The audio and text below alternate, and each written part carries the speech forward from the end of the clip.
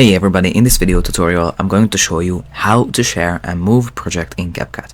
So first you opened up CapCut and basically you have your home section here where all of your videos are that are on your device basically. And you also have your cloud spaces. For example, here I have 2 cloud spaces. If you have the Pro version, you're gonna have 100 gigabytes of cloud space. And basically from your home section you can just right click on the clips and you can just upload them to the cloud spaces, so that will basically be available from all of the devices you are logged in from, so you can access those clips from multiple devices. So I just click upload and I can choose a space. I'm going to choose this first space and you can make different folders here, and I'm going to choose a new folder which is going to be CapCut and just upload it here.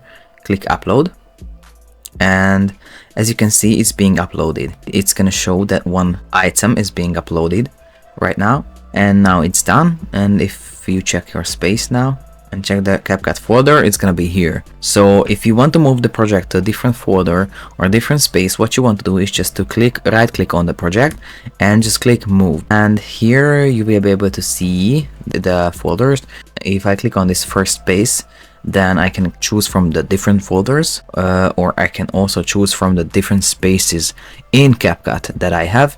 And for example, I choose another space, I choose TikTok folder, and I just click move. And now my project has been moved to this other folder. Another question of yours may be how you can share projects. So what you need to do basically, just open up CapCut, go to your share history. You're just gonna click shared by you. And here I've already shared the project, but you will be able to see these share files on the top right corner.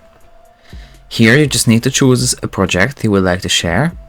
And basically you can choose whether anyone can open the link or only members of the space you're sharing the project from can open the link.